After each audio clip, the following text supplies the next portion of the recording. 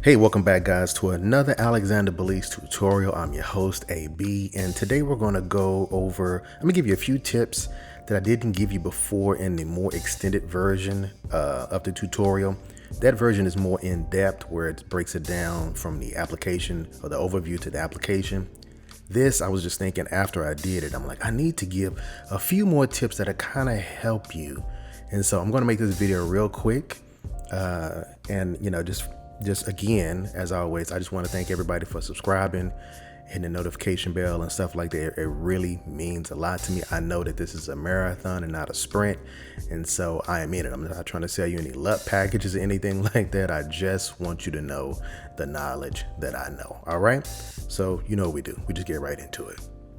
Okay, so I added a couple of images into Lightroom. I got these stock images from pexels.com. It's a great website. I'll put a link in the description to the actual website where you can get good quality content that's royalty free. And so I added two more images because I wanted to show you a couple of functions that I did not show you before. So let's say you take a picture of a structure, right? But it's a little bit of lens distortion. You see it, the building's kind of coming out like that, right? You want to change that, but let's see. First of all, let's do a little something. Let's make this a little bit. I'm using this pen tool. Let me reset this, and let's change the time of day. Let's just do that. Let's change the time of day. Let's get the little white, little auto balance. Let's bump up the contrast a little bit. And then let's come down here. You hear the birds in the background. And let's just kind of just change the time of day just a little bit. And let's do these highlights. Let's bring these lights, let's bring the lights down like that. Now say you wanted to see what the image looks like without all of this going around here, right? And I've showed you can click those little arrows and it'll get rid of it and all of that. But what if you don't want to go through every little deal? Just hit tab, right? And then shift tab. So shift tab gets rid of everything around it except for that little border right there. We go shift tab again, it's back. We want to get rid of the left and the right. You just hit tab. Now say you want to look at it without any of it, right? Then you hit the letter L. It dims it to go completely black out, or what they call lights out. There you have it. And in that function, you can still scroll left to right using the arrow keys to see what you got. It's a great way to, especially if you're using Lightroom on any type of laptop, it's a great way to show your clients what the images would look like if you wanted to meet in person. There you go. So tab gets rid of the sides, shift tab gets rid of everything, and then L dims it, L again, completely black. Okay, so we changed the time of day, and then if you just wanted to check that out, here's another tip, just hit the backslash key. There you go. Before, it says before right here, after, before, after. That's how you change the time of day. So we go from the warmth of maybe sunrise per se, maybe sun is setting a little bit, or maybe earlier than that, maybe before the sun really peaks over the horizon. You got that early blue look. Either way, we change the time of day. Day, night, day, evening, whatever you want to call it. We change the time of day. So that's that little tip right there, the backslash. Gives you a quick little before and after, so you won't have to go down here and do all of this type of stuff and fool with this. You don't have time, right? So let's take that back, and we got the structure, and it's a little bit out, right?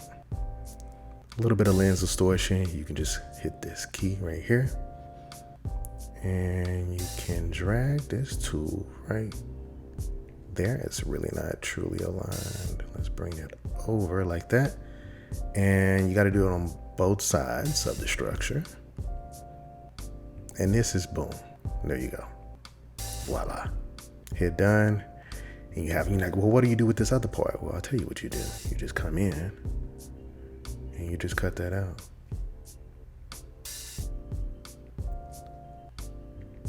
Boom, there's your building. This is a tool that you do have to fine tune. You can do that, or you can do this. Let me show you a different way. Let's go back because we did not do a snapshot. And remember I talked about that before. All right. You can also do this and come through and cut it as well. Come up here, bring in the crop tool. Boom. Building it straight. Now let's go into the next image that I have. I grabbed the image of her, and for the purpose of, I wanted to show you a radial blur. So you got this image and you wanna, let's just change it up a little bit just so we can see some type of a difference. Let's go to the HSL and let's change the color that she has on to smooth that like an orangish a little bit. But you want to come in a little bit. We want to put a radial blur around her. Just kind of focus on her face, and everything else has a slight blur. Here's how you do it. You come up to here. This is your radial blur. And then you I'm just going to do that because I'm going to bring it over. It doesn't really matter. It doesn't have to be approximate because you're going to bring it over here. You're going to tighten it up anyway. Tighten it up. We just want to focus on the face with this one. I'm going to come in just a little bit, and then I'm going to hit the O key. So everything that is red, when you hit the letter O, when you're doing a mask, everything that is red will be affected. Everything that is not red will not be affected. I'm going to turn the sharpness down all the way to -100. And boom, you have a blur. We're going to hit done. You have a blur. I know you may not see it, so we're going to come in with a fill and watch the edge. That is after. That's the before. Before, watch this over here. After. Nice and subtle. That is how you do a radial blur. So now I do understand that some people just have the Lightroom package, and that's perfectly fine, but I did also want to show you how the relationship between Photoshop and Lightroom, how good it really is. Okay, so before we take this picture into Photoshop to show you the Lightroom and Photoshop transition, and also I do want to say that any of these changes that you make are non-destructive. They're not permanent. You're just using it in a virtual system, and then you're taking it to wherever you need to take. But you can always make virtual copies. Actually, let's make a virtual copy right now. You're going to right click. You're going to go create a virtual copy. Now, when you make a virtual copy, you can change this however you want. Say you want to give multiple looks to a client. You can just go make another copy of it and change it up however you want to change it up. And the deal with this virtual copy is it is not on your hard drive. It's not a permanent deal on your hard drive. It is literally just virtual. So let's work off the virtual copy, and let's make this red just a little bit. Let's deepen it up a little bit. And then I want to change the color of our eyes, or at least I want to enhance it. So we're going to go to a 4:1, and just so you know, up here you have plenty of things you can change it to. 1:16, 3:1. Actually, I like 3:1. So different little things like that. That's why you got to come in and kind of set your settings how you want it to be, so that way it's your thing. Okay, so we're going to go over here to the adjustment brush, and I'm going to make sure auto mask is not on. I do a 30% flow and 100% feather. The 30% flow means that 30% of it is actually coming out, so that way I can do it in multiple passes. I can continuously brush in multiple passes if I needed to. I personally like to do that. Let's just make this. Let's make this 10. All right. Boom. And then we're going to click that. That gives us a readout. Let me hit O. And I'm just gonna, there we go. And then I'm going to do a new one. Come over here, grab that color, and boom, right? And you can see here, it leaves a little bit of a footprint. So that way each one is pertained to their own thing. So with this, I'm gonna go over here. It goes automatically back over to edit. Let's make her eyes a little bit lighter, not too much, it's too much. And let's add a little bit of saturation. Just a little bit. Look at the before and after right there. That's the before, that's the after. It's just subtle. You want to make your adjustments very subtle. Okay, so exposure there was 0.93. I like to have them match at least if I can. So 0. Let's go over, put it in that direction. What were we with the saturation over here? 52. So we're gonna come over here and let's go 52 or close to it. Right there. Great. So you see here's just a slight adjustment. You want it to be subtle. That looks good to me. And then we're gonna back out of it with a little right there. Let's take this over to Photoshop. Right click, edit in Photoshop. Edit with a copy of the adjustments. So the difference is you're gonna edit the original, you're gonna edit a copy, or you're gonna edit a copy with Lightroom adjustments. You wanna edit a copy with the Lightroom adjustments. Remember, we just made a virtual copy anyway. I mean, this is a virtual copy, so we're not worried about it, and it's non-destructive. We wanna transition the photo over to Photoshop with the adjustments. Okay, we're now in Photoshop.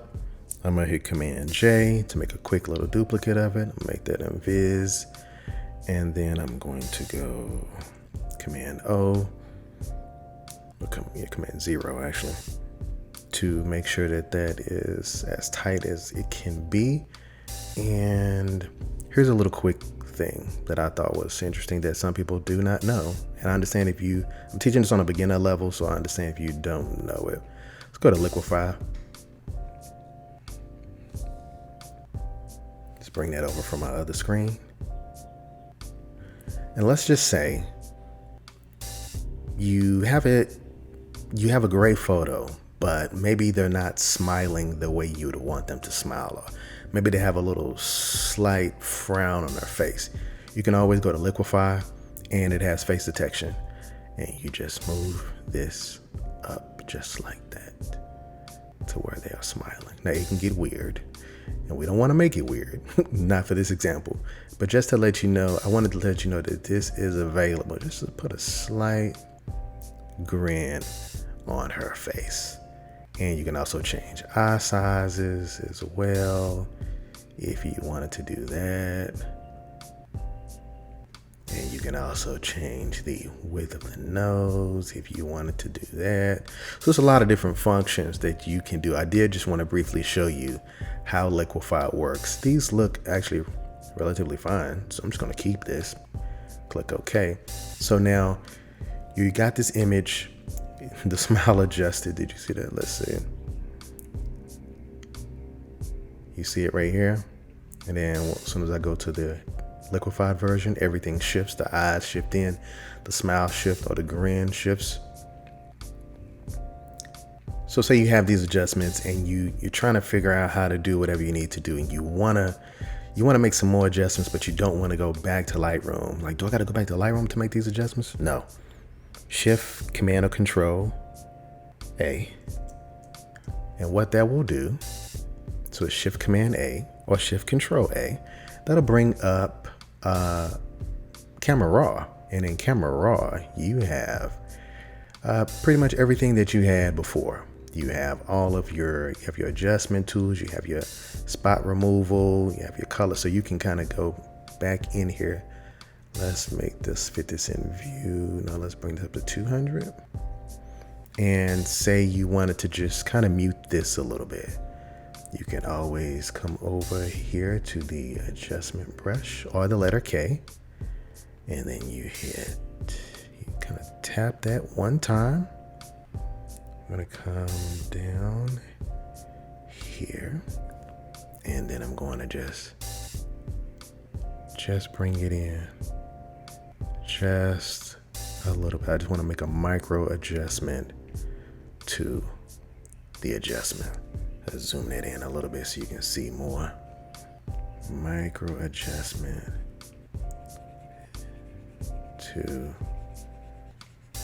her lips. You can always go back over it with the erase tool. They literally just changed the look of this in a new update this past week. Just tighten up the lip area. And then in here, we don't want the teeth, so we're just gonna. Great. I'm gonna take that off. And then if you wanted to, you could just change the color of it to whatever you want. Now, I didn't do it perfectly, but I just wanted to just basically show you how you can come in and make some changes to the image. We're gonna go ahead and click OK. And then boom, this is if you wanted a different type of look. Now, obviously, if you were doing it the correct way for a client, you would kind of go in and make sure you got every little bit. But I did want to show you, for the sake of time, how you can come in and hit Shift Command A or Shift Control A, and you can pull up basically everything that you had in Lightroom as well. Your color mixer, your split tones, your optics, geometry, your calibration, you name it, it's pretty much here. And that's it. I just wanted to show you, just put out a quick tutorial about the relationship between Lightroom and Photoshop. I showed you the Liquify effect here. You saw right there. I showed you how you can go in the camera raw filter and make some adjustments if you needed to. Also, back in Lightroom, we went over guided transform, the L completely lights out, Shift tab, Radial Blur before and after. All right, be sure to like, subscribe, hit the notification bell. That's it. I just wanted to drop a quick little video, just kind of giving you some tips on Lightroom. All right, see you on the next video.